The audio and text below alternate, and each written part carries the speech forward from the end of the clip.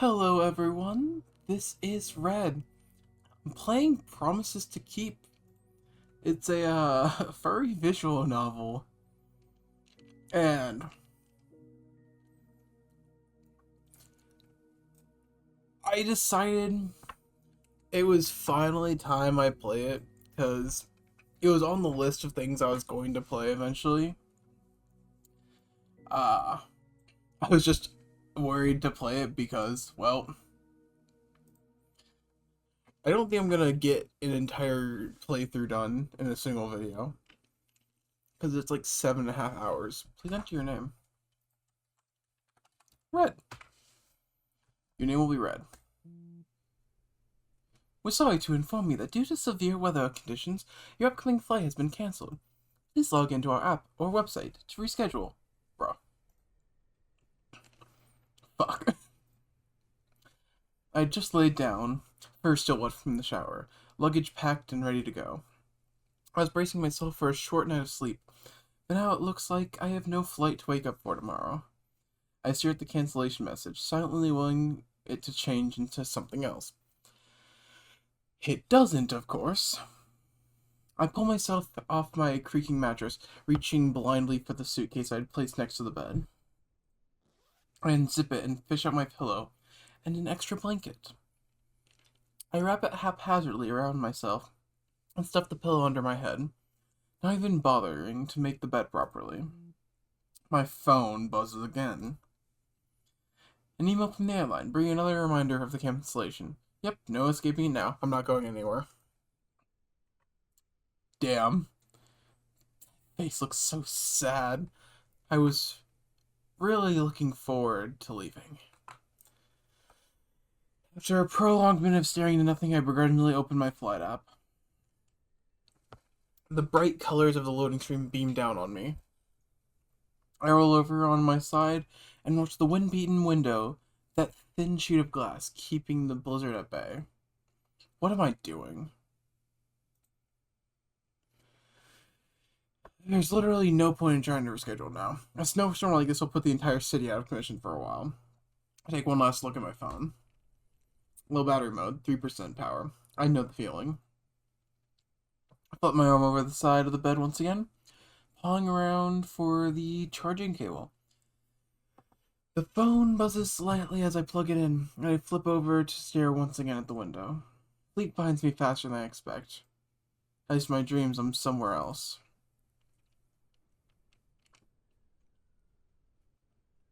Somewhere else. Didn't you want to live here? Didn't you promise all those years ago to all those people that you'd return? Now that you're here, you can't wait to leave. Face it. You've returned, but you're not really living here. You're just waiting to die. I shiver a little. Something feels off. I poke my head out of a tightly wrapped nest of blankets. My bleary eyes take a few moments to adjust to the bright lights peeking through the curtains. What time is it?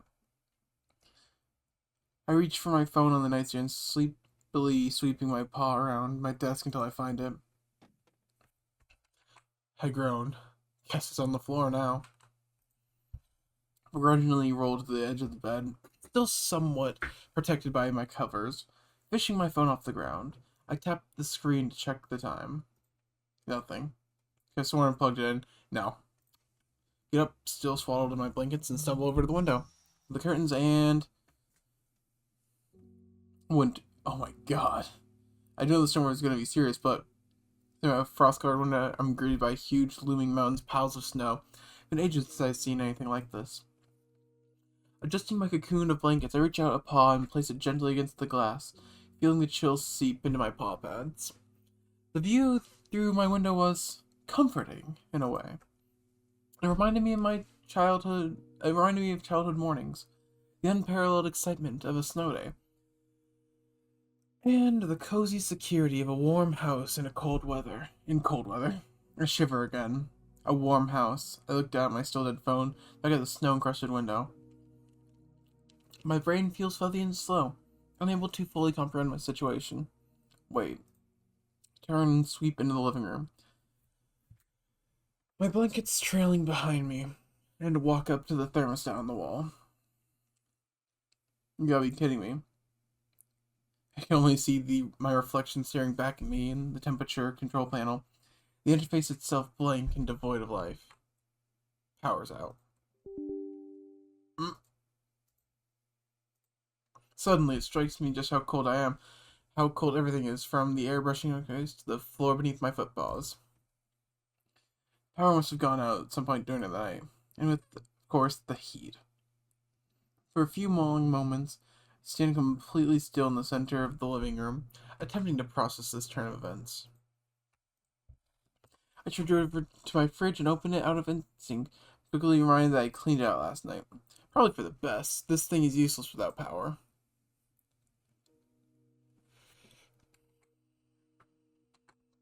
Seated, I slowly walked my chilled, easy chair and sit, unsure of what to do. Without a clear way out of this mess, all I can do is start to daydream. I wonder if he's still here. During the snow like everyone else, the storm like everyone else. Who am I kidding? I've been back here a whole year and there's been no sign of him. Not that I've actively scoured the city for him, but I've just been so busy. Work has been so busy. Life just got in the way. Jolted out of my thoughts by the doorbell. Startled, first standing on end a little, I craned my neck, trying to see the visitor through the frost-caked window. When that fails, I finally uncurl myself from my chair and step quietly up to the door. Peeking out the people, I can see nothing. Just white haze, must be covered with snow. I jump as the knock sounds once again right next to my head. Hello? Anyone in there? My name's Theodore, and I live down the street. I'm just checking to make sure you're okay. Theodore. Yes, I remember running into him once or twice on the way to work. An Arctic fox, about 10-ish years older than me. I reach out to pod open the door, and I realize I'm still swaddled in blankets. Frantically shed my sheets and scramble around for a coat, cursing as I knock it on the floor. When I'm finally ready, I cautiously open the door, and the wind hits me like a truck. My fur fluffs up and curl into my jacket, shivering. I'd expected my thick snow leopard pelt to keep me safe from the wind, but clearly I was wrong. The bundled up Arctic fox stands in my doorway, paw stretched to knock again. Oh. Hello, sorry for the surprise visit. Red, was it? Right. I nod dumbly, too cold to give him a proper reply. He looks me up and down, concern plain on his face. Checking out my neighbors, I understand a lot of people lost power last night, and he stops mid-sentence and takes a tentative step forward. Do you mind if I come in? Then we can shut the door. You look like you're freezing.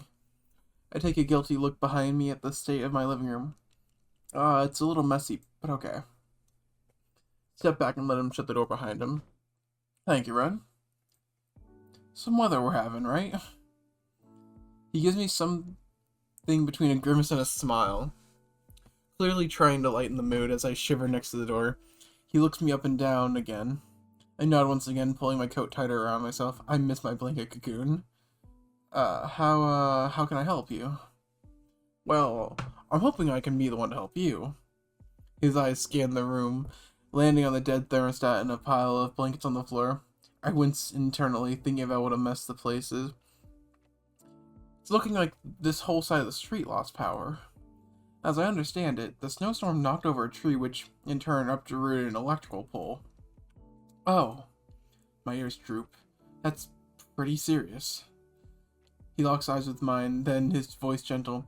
Yes, I'm afraid it is. I'm sorry, but it looks like most of the neighborhood will be out of power for a few days at least. A few days? Panic starts to bloom in my chest. I was already freezing my ass off, and it was only going to get colder. Theodore seems to notice my alarm, and gently reaches to place a paw on my shoulder. I feel its warmth through my shirt, seemingly the only source of heat in the whole house. Red, please don't worry. I would be happy to house you until your power comes back on. That's why I'm here. His voice draws me back to the present, and I look up at him. I still have electricity and an extra room for you. With heating, of course.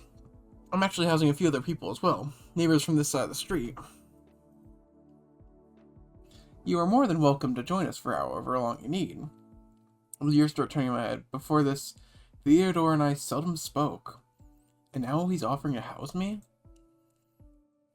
I don't have any reason to be skeptical, but I know this might sound like it's coming out of nowhere, but we haven't had a winter this bad in quite a while. Neighbors should look out for one another in times like these, right? A group of random people at another person's house, someone I didn't really know, and the crowd we've got is pretty friendly, I promise. His tone is warm, inviting, and absolutely genuine. I take one more look at the dead thermostat, and it stares back at me, vacantly. Well, oh, fuck, wrong voice. Well, it seems to say, what other choice do you have? I take a deep breath and regain my voice. Okay, sure, if you don't mind, I'll just stay at your place, at least until my power comes back. Theodore beams at me, clearly pleased. I'm glad to hear it. Why don't you gather some of your stuff to bring over, and let me know if you need a hand. No, I've got it covered. Give me just a second. I walk briskly in my room, heart pounding. Enter my room, got the luggage I had carefully packed yesterday. Fuck, it's so much colder in here than I had realized. Trembling slightly, I take one more quick look around, slipping my dead phone, and its charger into my pocket. I knew I was set on leaving this room. Behind today, but I didn't expect it to happen like this. I exhale shakily, remembering to breathe. I'd never been to Theodore's place. To be honest, we'd barely spoken before this encounter.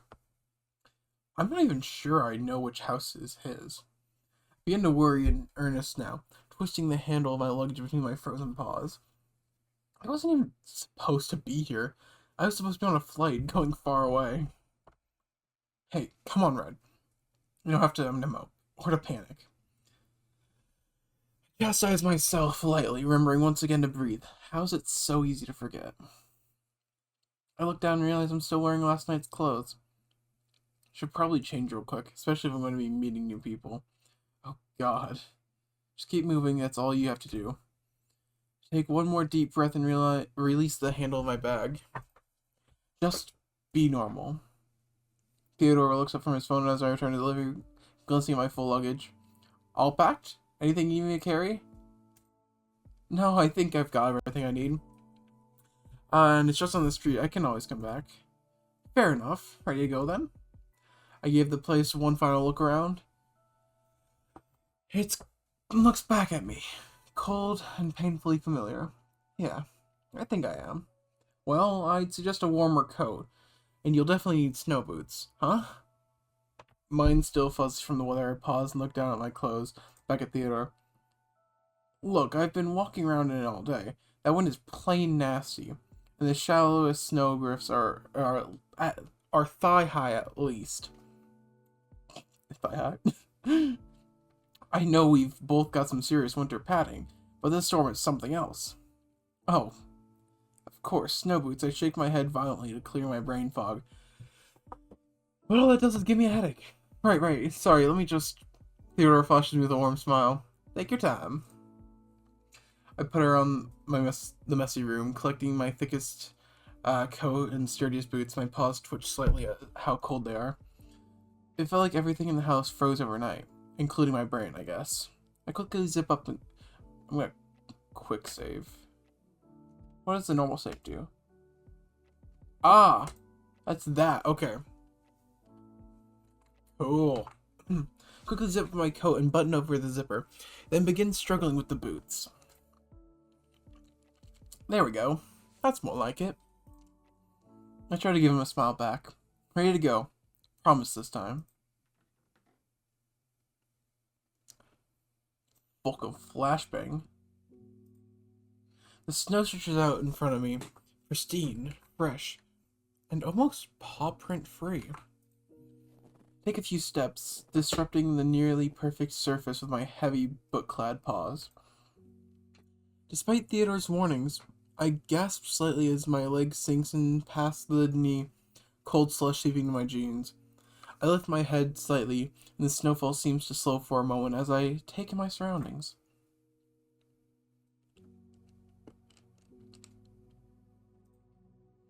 In that lingering moment, the world seems so quiet. Dampened by the hush of winter, fat flakes dance around me on their way to the ground, piling higher and higher around my submerged boots. I resist the urge to stick my tongue out, like I did as a kid, and as I watch them descend. I truly can't remember the last time the city has been this silent. The snowflakes start to accumulate on my snout, on my shoulders, on the sides of my coat, wherever they can find purchase. My snout starts to sting, yet my other senses feel so muffled. For a single precious second, the world seems to stop turning. All is silent, calm, and still. And then the wind picks up again, and the sweat, wrong word, and the sweet, beautiful snowfall starts to blow directly into my face and eyes. I hiss in pain and hike up to the hood of my coat. Oh, no, hike up the hood of my coat. The howling gusts tear at the fabric, trying to rip it off and ruffle unchallenged through my fur. It's like nature itself was reminding me of its preeminence. I feel the weight of my cold phone in my pocket, a victim to the wrath of the storm. I think of the plane I was supposed to board, grounded by the weather, buried like the cars in the street. I feel helpless too, taking it all in. A speck in the endless white ocean, whose tide could so easily sweep me away. I would be powerless to fight back. Then a steady paw on my shoulder pulls me out of my thoughts. Hey, you alright? He's nearly shouting over the sound of the wind. I turn to face him, blinking and shaking the snow off my face. The gusts wane slightly, and I manage to get a few words out. Yeah, I'm just adjusting. I mean, I was born and raised here, but I don't ever remember seeing snow like this. Theodore nods.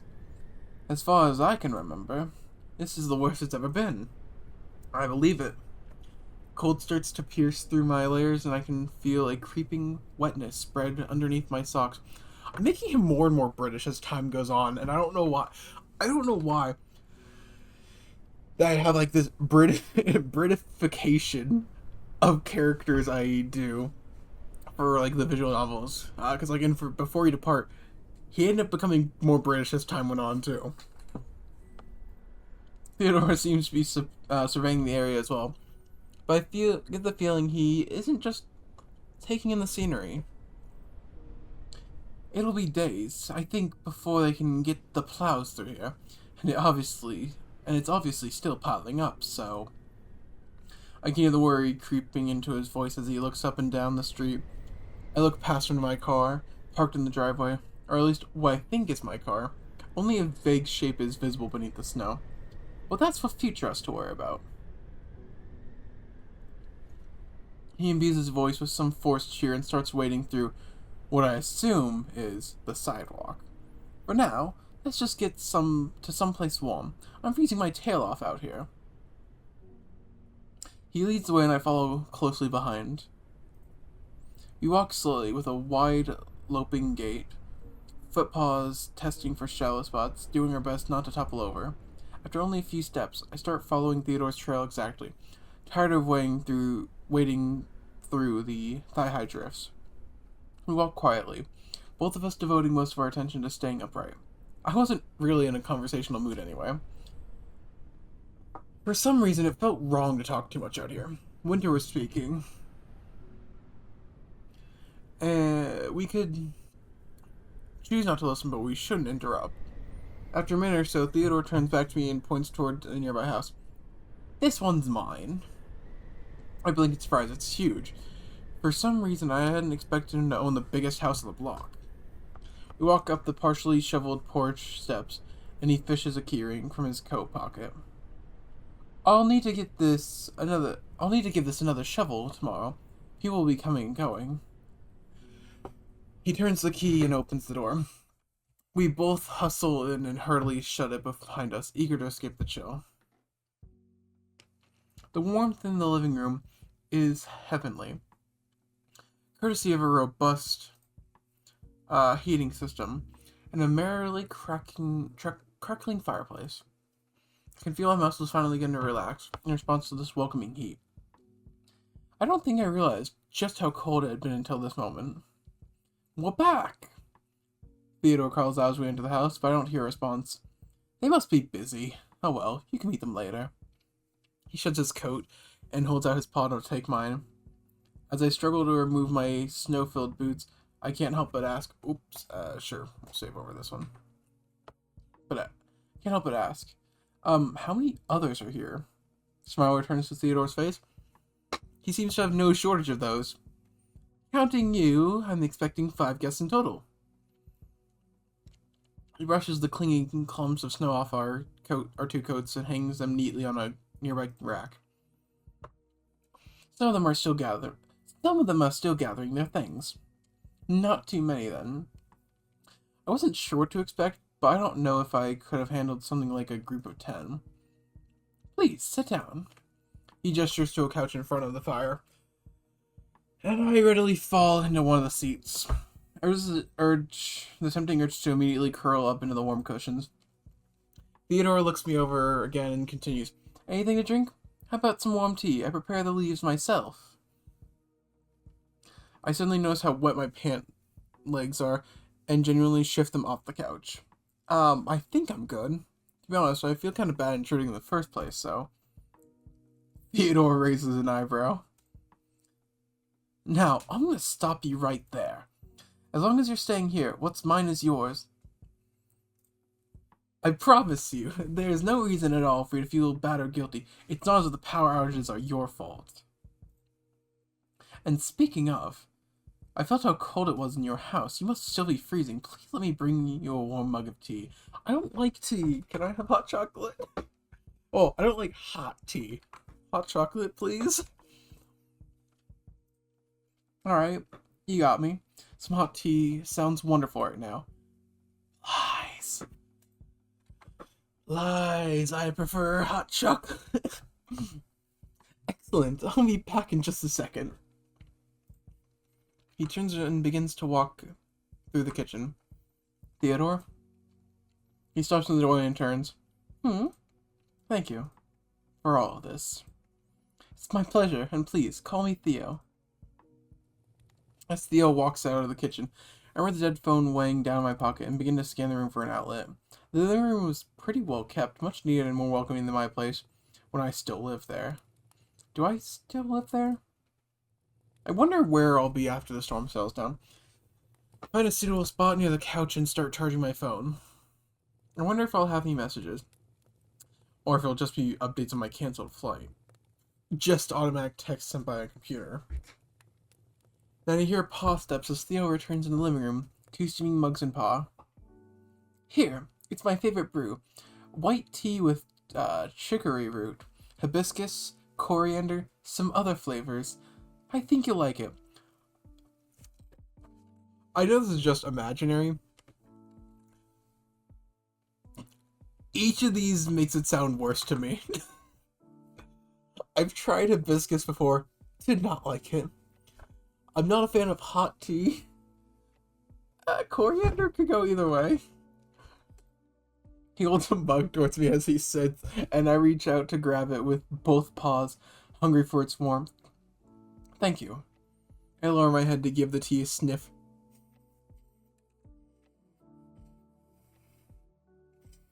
Okay, the Discord picked up the sniffs, fucking thing didn't. It smells like tea. I guess I don't really know anything about tea. As I lean in for a sip, Theo slips his phone out of his pocket. It tastes floral, with hints of citrus. It's pretty good, actually. I start to give a compliment, but Theo speaks first. Do you know the raptor number 42? I've been trying to get him to join us here, but he hasn't responded to my text. Didn't answer the door when I knocked either. He's a reptile, so he may just be dead. I'm not really. I mean, I don't have his number or anything. I trail off lamely, hiding my snout in my mug. A few seconds of silence passes. Theo continues typing. I'm texting a friend of his, Audimus. He's the bird number 60? The 2 of them are pretty close. He'll also be staying with us. I nod, trying to sip my tea as quietly as possible. Felt pretty bad to admit that I didn't know my neighbors at all, especially when Theo has gone out of his way to be so kind to me. You know, I think I'll just head over there again. This cold isn't good for scaly folk. Yeah. And I want to make sure he's alright. Sounds good. Do you want me to tag along? Theo takes one look at me, tail wrapped around my soaking wet pant legs, clutching my mug to my chest. No, you still need to warm up. Just stay put, and I'll be back soon. I nod, immensely grateful. I was in no rush to charge back into the storm. Theo gets up and walks to the door, slipping on his coat again. Oh, okay, like putting it on. I read that like he fucking tripped on it. Stay safe. And I like the tea. Hello, I mug. I give him a smile. Feel free to pour yourself another cup. I'll be back before you know it. The door swings shut, and I'm left alone with my tea and my thoughts. After a few more sips, I feel the comfortable heat start to seep into my core, slowly spreading throughout my body. I pull my still frozen foot paws up onto the couch and peel off my wet socks, tucking them in to a side pocket of my bag. As the minutes pass, I start subconsciously prepping for company, my eyes fixed on the front door, waiting for it to open. I can do this. I can be normal. They'll come through the front door any moment now. I hear a door shut somewhere else in the house. Nearly jump off the couch, startled, but before remembering the other house guests, I just hadn't expected them to be here already. Take a deep breath, my puff-up tail swishing back and forth. Find myself jumpy. Hear the gentle tap of paws coming down the flight of stairs. Sounds getting louder. I stood prepared to meet whoever's coming, tucking my tail behind me to hide my nerves. Theo, I just got a text from Artemis saying, then the mysterious guest comes into view.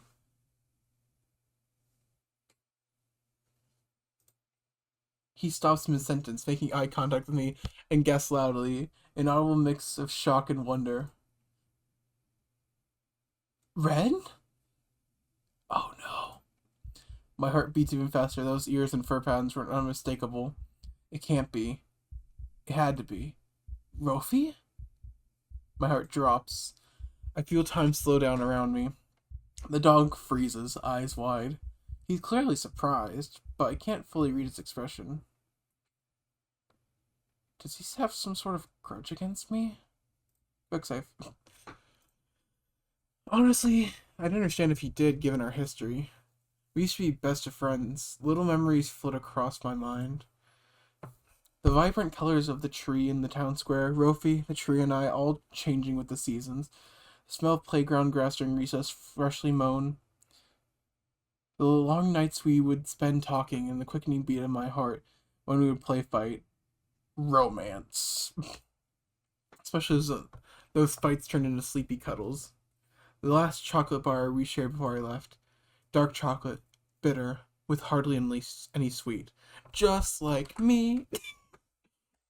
It's been over a decade since I last saw Rofi. Since my parents decided to uproot our lives and move across the country. I only broke the news to Rofi a few days before the movers made their final trip to our place, grabbing the last of our things. I just couldn't find a way to tell him without breaking his heart or mine. Leaving felt wrong. It felt horrible. At the time it felt like I would never recover, and neither would he. After the terrible conversation, we spent our last few days trying to pretend nothing was wrong. We just couldn't bring ourselves to talk about it anymore. And then, just like that, I left. He couldn't even see me off. We chatted back and forth a few times. Long distance, our talks grew less and less frequent, until he stopped completely. He just wasn't a friend I could keep over the phone. Years passed, and I forgot. Perhaps I made myself forget. That's always what I've done with painful memories. A single question settles like a lump in my throat. Child's question, a question a kid asks when they know they've done something wrong. Are you mad at me? I open my mouth to ask, but... Red! It's really you! The bright orange dog breaks into us from across the room, arms outstretched. Am I getting tackled? Yep. I barely have time to react before he tackles me into a soft, fluffy hug. Then we both fall back onto the couch, his momentum carrying us a bit too far. I lay there for a second, dazed, and I feel him jump up from the couch. It's been so long! You really are Red, right? Like, I didn't just hug some stranger! He really hasn't changed at all. He takes a seat next to me, eyes wide, but filled with energy. Still rolling from his football tackle, I find enough air in my lungs to respond, "Yeah, it's me, Red." Wow, it really has been a while. What, like 10, 12 years? He says this incredulously, counting on his paws. The guilt rises once again to the surface. I didn't think I'd ever see you again. Hey, Red, you okay? I blink a few times, unball my stiff paws, and force myself to meet his eyes. Yeah, sorry, it's been a while, you know? Then I trail off, watching his face closely for a hint of sadness, a twinge of anger, anything really. But his expression doesn't really change. To an unknowing observer, it seemed like we had only been apart for a weekend. It has been. But it's just nice to see you again, really. The genuine warmth in his voice comforts me a little. Maybe he really isn't mad. I feel the same way, really. Amidst all of the craziness, it's nice to see a familiar face. Knowing that we'd have to breach this topic at some point, I decided to take the leap. So, speaking of, what are you doing here? I wince a little. Not the smoothest, segue. But he takes my question and runs with it, like the master conversationalist I remember. Oh, you'd never believe it! His voice practically drips with sarcasm. But I stayed here for all of high school and then for college at the suggestion of my parents. Oh god, Rofi's parents. Are they still the same? He rolls his eyes and nods. Yes. Yes, they are. So you're still under their thumb. Rofi puts out his chest proudly. Actually, I moved out, so not as much, I guess. My eyes widen. His parents were the extremely overbearing type. They loved keeping him in the house and would always give him shit for just asking to hang out with me on the weekends.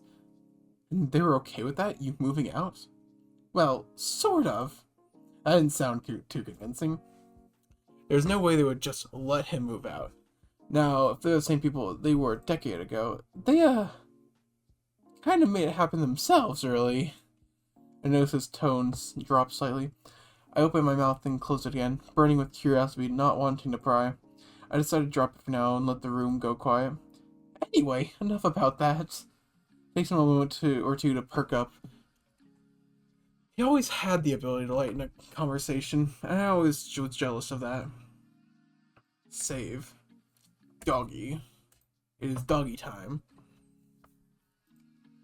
What are you doing back at this time of year? Missed me so much you traveled through a snowstorm to see me? I resist the urge to flinch. Best to tell him the truth now, it'll come out eventually anyway. Actually, I've been back for nearly a year. A year? Why haven't I seen you at all? I fold a little in myself and drop my gaze, though I can tell he's surprised. Not upset. Thank God. Not sure if I can handle an upset Rofi right now. Or ever, really. Well, we just kind of lost touch after a while. I figured we were both busy with school and work and all that, so I wasn't sure how to get in touch with you anyway. My excuses were feeble at best, but Roby remained just as chipper as ever. But you thought about me, at least. Ew, that's a relief. Kinda wasn't just a poor, forgotten soul. Imagine little me being lost forever in the depths of your mind. He draws out the last words dramatically, then sticks out his tongue out at me. He delivers his quips with the same energy I remember from childhood. But with all that's happened, they would take some getting used to again. And now that I've verbalized it, I guess I did think about him from time to time. Honestly, more than that. Hell, I was thinking about him this morning. How could I not, given how close we'd been? I thought I was putting off our meeting because I'd expected it to be painful. I'd expected anger or tears but we really seemed to be picking up where we left off. Well, I'm surprised I haven't seen you around then. I was going on afternoon walks and feel like I almost know everyone who lives here. Well, I don't get out that often. Oh, I bet. Let me guess, a grocery haul once a month? Hey, come on. It hurts because it's true. I try to mumble something witty in response, but it falls flat. Hmm, I'm right, aren't I? I still don't understand why you'd choose to stay in when your parents always let you go out wherever. Well, it becomes a lot less special when you can do it anytime, you know? Sure, but having that freedom beats being trapped in the house every weekend of your childhood.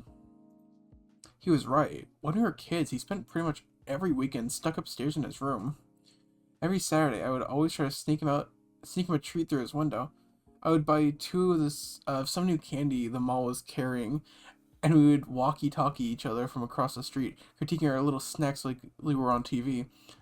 He got really good at catching candy from his second floor window. That was our Saturday night ritual. He'd always eat dinner so fast, he'd have more time to enjoy his secret dessert with me.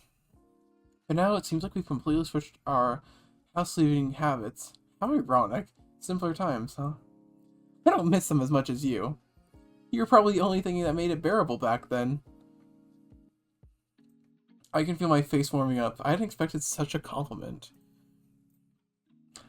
You're blushing. I can't believe I can see it through your fur. Bitch. He was just to playfully poke my cheek, but I bat his paw away, more amused than annoyed. He sticks out his tongue at me again, blue tongue, then swishes his tail slowly. So, what did you get up to once you left? He always did have a talent for tonal whiplash. Guess that hasn't changed either. Well, nothing much. Moved to a new city, went to a new high school with new people. I bet you were super popular. Everyone here loved you. One look at his face told me that he wasn't being sarcastic. Are you kidding? You were always the popular one. It wasn't a contest, and I promise. We all missed you lots after you moved. I don't believe you, but anyway. My new school was really different. Way bigger.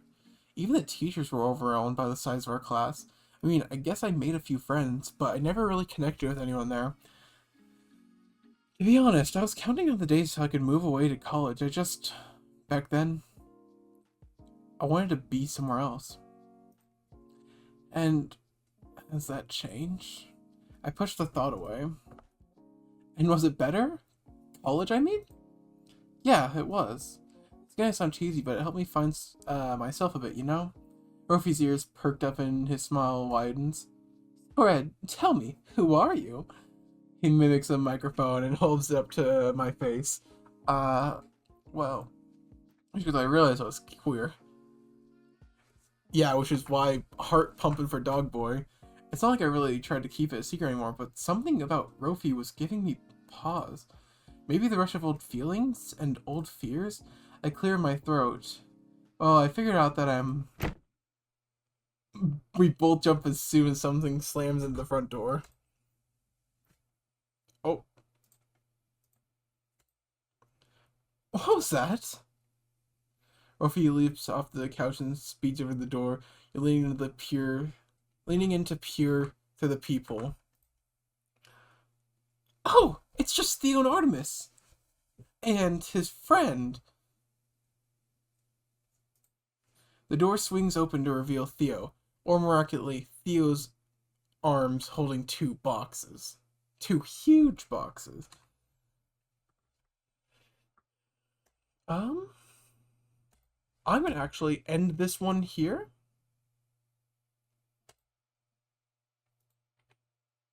Quick save as well. Main menu. Okay. I am gonna be making this a little series. This game is long as hell. But I feel like ending off before I introduce a new character, before new characters are introduced, it's probably gonna be the best for not only thumbnails but pacing as well. If you did enjoy, I will be doing this. I've got promises to keep. But in the meantime, I do have other visual novel games. If you like this, you can watch them as well. Peace out. Bye bye.